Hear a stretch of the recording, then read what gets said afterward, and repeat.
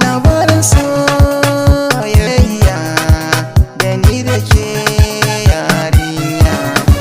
Labarin so abin da yake raina dama ke ce, in kin yarje da ni yan mata sai mi soyayya. Dama ke ce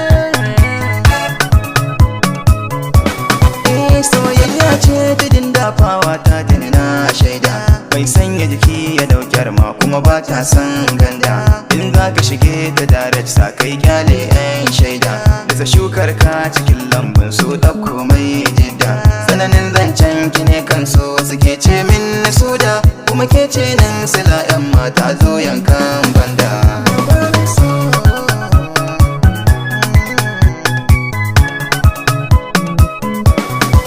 Daga nesa na zo da koko na kauna ta kawo ni, a gare ki sarauniyar mata dan Allah tarrafe ni. Da zamar kauna ki bani illa sa ta mun amfani, da cire min dukkanin gajiyar sokin jiki dube ni. In na kwanta ina barci sai in ta mafarkin ki, kin zan mata ta na zama uba gun ƴaƴanki.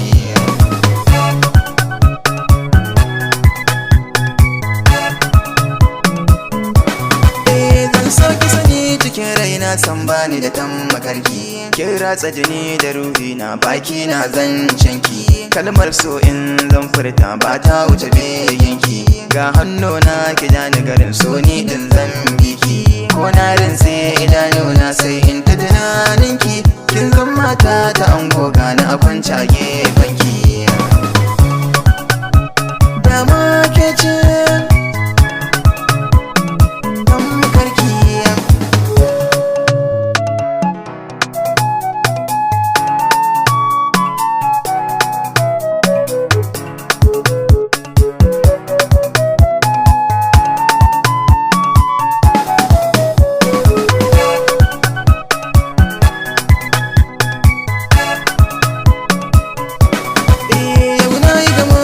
kyakkyawa ya mai kyan hali, ran da na ganki yan mata kika goga min kwalli. A idanuna da kauna ta ki are ta min kulli, ta min daure na huhun goro ta canjan hali. Ga amsa ta kan sanki ko da an min su'ali, zai rayu da ke cikin shaugin su ba canjin hali.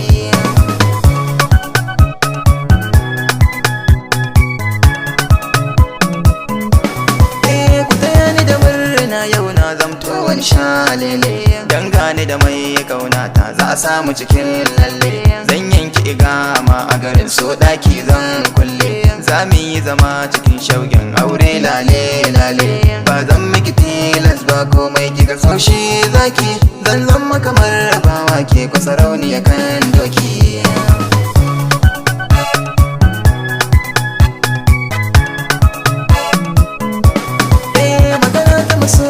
Cewa ne ke zancen shari, ke ce dai kwallo zabarai na ya mai annuri. Ni banda kamar ki hubbi na sanya ni cikin kairi, in zama cikin samari ni dai ne mai tasiri. Ki aminta da dukkanin wani zancen baki haruri, mutuka raba ne zaman mu da ke karki wani yin kari. Labarin soyayya